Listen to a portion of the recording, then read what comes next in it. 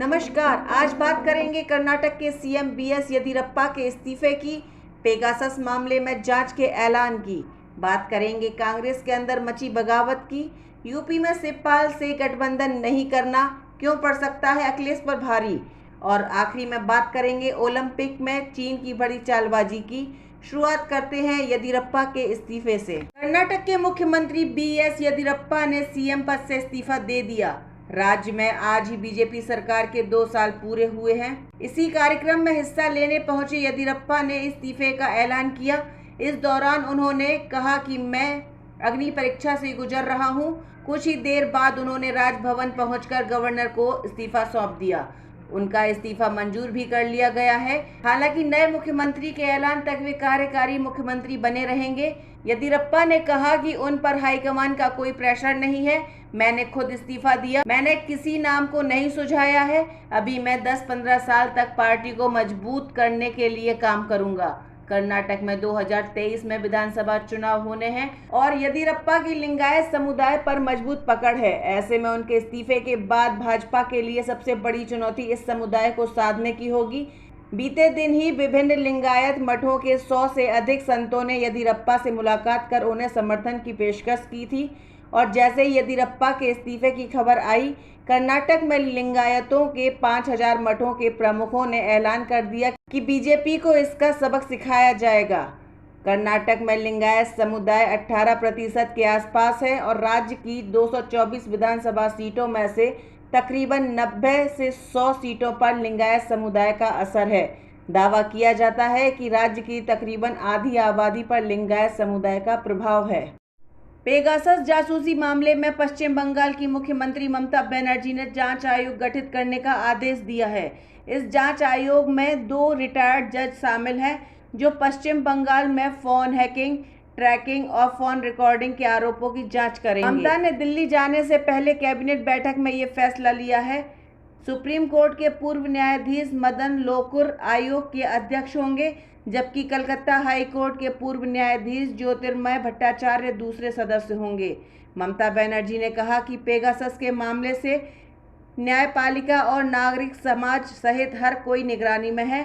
हमें उम्मीद है कि संसद के दौरान केंद्र ऐसी पर्यवेक्षण के तहत जांच करेगा, लेकिन उन्होंने नहीं किया। पश्चिम बंगाल आयोग शुरू करने वाला पहला राज्य है। ममता ने कहा कि हैकिंग किसने की, उन्होंने यह कैसे किया और लोगों की आवाज क्यों दबाई जा रही थी। ममता बनर्जी के दिल्ली जाने से पहले कैबिनेट की बैठक में अभी निर्णय लिया गया है। दिल्ली में 28 जुलाई को उनका प्रधानमंत्री नरेंद्र मोदी से मिलने का कार्यक्रम है। पश्चिम बंगाल विधानसभा चुनाव के बाद से ही उनका केंद्र सरकार से टकराव चल रहा है और ममता के इस नए ऐलान के बाद ये टकराव और तेज होने की उम्मीद है। इससे पहले कांग्रेस की ओर से दावा किया गया था कि पेगासस जासूसी मामले में केंद्र सरकार ने ममता बनर्जी के भतीजे अभिषेक बनर्जी का फोन भी हैक किया था। कांग्रेस के भीतर एक राज्य का झगड़ा सुलझता नहीं, तब तक दूसरे राज्य में झगड़ा पहुंच जाता है। पंजाब को लेकर कांग्रेस दावा कर रही है कि सिद्धू और कैप्टन के बीच सियासी जंग को सुलझा लिया गया है। हालांकि बात सिर्फ पंजाब की ही नहीं, राजस्थान, उत्तराखंड, तेलंगाना, यूपी, कर्नाटक, हरियाणा, गुजरात समेत कई राज्य हैं जहां बगावत के सुर सुनाई दे रहे हैं। हरियाणा कांग्रेस के भीतर भी कलह तेज हो गई है। राज्य के पूर्व मुख्यमंत्री भूपेंद्र सिंह हुड्डा समर्थित विधायकों ने कांग्रेस अध्यक्ष कुमारी सैलजा के खिलाफ मोर्चा खोल दिया है। कांग्रेस के अधिकांश विधायक हुड्डा समर्थक हैं। ऐसे में कांग्रेस यहां 2-3 कार्यकारी अध्यक्षों की नियुक्ति कर शक्ति संतुलन बना सकती है। राजस्थान कांग्रेस का झगड़ा तो पार्टी की टूट तक पहुंच गया था। मुख्यमंत्री अशोक गहलोत और सचिन पायलट के बीच शीत युद्ध लंबे समय से जारी है और कांग्रेस की सबसे बड़ी चिंता इस समय राजस्थान बना हुआ है। गहलोत अड़े हुए हैं कि पायलट समर्थक किसी भी विधायक को मंत्री नहीं बनाएंगे और दावा किया जा रहा है कि 1 सप्ताह के अंदर राजस्थान की कलह शांत हो सकती है। कर्नाटक में पूर्व मुख्यमंत्री सिद्धारमैया और प्रदेश अध्यक्ष डीके शिवकुमार के बीच रस्साकसी तेज हो गई है। दोनों नेता अभी से इस तैयारी में हैं कि 2 साल बाद होने वाले विधानसभा चुनाव में उन्हें सीएम पद का चेहरा घोषित किया जाए। कांग्रेस नेतृत्व की ओर से इन दोनों नेताओं को कह दिया गया था कि सीएम कोई तभी बनेगा जब चुनाव जीतेंगे। दोनों नेताओं को मिलकर काम करने के लिए कहा गया है। बावजूद दोनों ओर से खेमेबंदी जारी है। यूपी में तो हालत बेहद खराब है। पार्टी का संगठन पूरी तरह से समाप्त हो चुका है। पार्टी कई गुटों में बटी हुई है। पिछले दिनों पार्टी के तमाम दिग्गजों ने अजय कुमार लल्लू पर गंभीर आरोप लगाते हुए उन्हें हटाने की मांग की थी। बिहार में भी प्रदेश कांग्रेस अध्यक्ष को लेकर लड़ाई चल रही है। बिहार में कांग्रेस की हालत यूपी से भी ज्यादा खराब है। महाराष्ट्र में नाना पटोले को अध्यक्ष बने 6 महीने हो गए हैं, लेकिन वो अभी तक अपनी कार्यकारिणी ही नहीं तैयार कर पाए। तेलंगाना में गुटबाजी के चलते कई नेता पार्टी छोड़ चुके हैं, तो गुजरात में भी हार्दिक पटेल का अब पार्टी के अंदर ही जबरदस्त विरोध हो रहा है। केरल में भी कांग्रेस के अंदर बगावत के हालात हैं। उत्तर प्रदेश विधानसभा चुनाव 2022 से पहले सभी की नज़र चाचा भतीजे के गठबंधन पर लगी है। चाचा तो गठबंधन के लिए तैयार हैं, लेकिन भतीजे की तरफ से इसके संकेत नहीं मिल रहे हैं। हम बात कर रहे हैं अखिलेश यादव और उनके चाचा शिवपाल यादव की।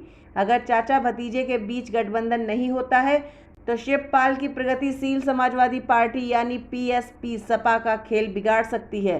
इस बीच पीएसपी की ओर से ऐलान कर दिया गया है कि यदि सपा के साथ गठबंधन नहीं होता है तो वो सभी 403 सीटों पर अपने उम्मीदवार उतारेगी। कुछ पारिवारिक सीटों पर उम्मीदवार उतारे जाने का फैसला वापस भी हो सकता है। कानपुर लखनऊ की सभी सीटों पर उम्मीदवारों का नाम तय भी किए जाने का दावा किया गया है। इस बीच शिवपाल यादव की बात ओम प्रकाश राजभर द्वारा बनाए गए भागीदारी संकल्प मोर्चा से भी चल रही है।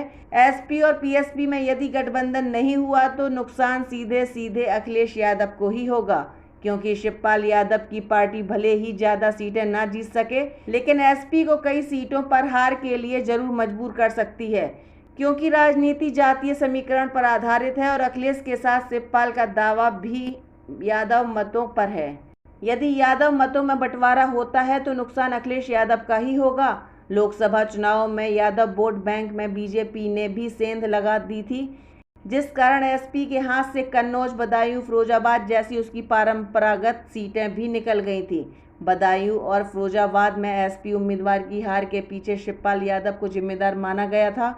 और यदि विधानसभा चुनाव में भी एसपी और पीएसपी में गठबंधन नहीं हुआ तो एक बार फिर लोकसभा जैसे नतीजे देखने को मिल सकते हैं। चीन की महिला वेट लिफ्टर हो जजीहू ने शनिवार को टोक्यो ओलंपिक में गोल्ड मेडल अपने नाम किया था, जबकि भारत की मीराबाई चानू को सिल्वर मेडल मिला था। लेकिन अब खबर आ रही है कि 49 किलोग्राम में चैंपियन बनी चीन की महिला वेट लिफ्टर को जापान में ही रोक लिया गया है, जबकि चानू की स्वदेश वापसी हो रही है। चीनी वेट लिफ्टर का दोबारा डोप टेस्ट कराया जा रहा है। इसके बाद इस बात की आशंका जताई जा रही है कि पहले डोप टेस्ट में चीनी वेट लिफ्टर फेल हो गई हैं। यदि चीनी वेट लिफ्टर डोप टेस्ट में फेल होती हैं तो उन्हें डिस्क्वालीफाई कर दिया जाएगा और चानू को गोल्ड मेडल मिल सकता है। एंटी डोपिंग अधिकारियों ने जजीहू को दोबारा डोप टेस्ट के लिए टोक्यो में ही रहने का निर्देश दिया है। जजीहू का डोप टेस्ट कब होगा, अभी इसको लेकर कोई जानकारी नहीं है। चीन की महिला वेट लिफ्टर ने स्नैच में 94 किलो वजन उठाकर ओलंपिक रिकॉर्ड कायम किया था, जबकि क्लीन एंड जर्क में उन्होंने 116 किलो का भार उठाकर नया ओलंपिक रिकॉर्ड कायम किया। मीराबाई ने स्नैच में 87 किलो वजन उठाया, वहीं क्लीन एंड जर्क में 115 किलो का भार उठाया। मीराबाई आखिरी प्रयास में 117 किलो वजन उठाने में असफल रहीं।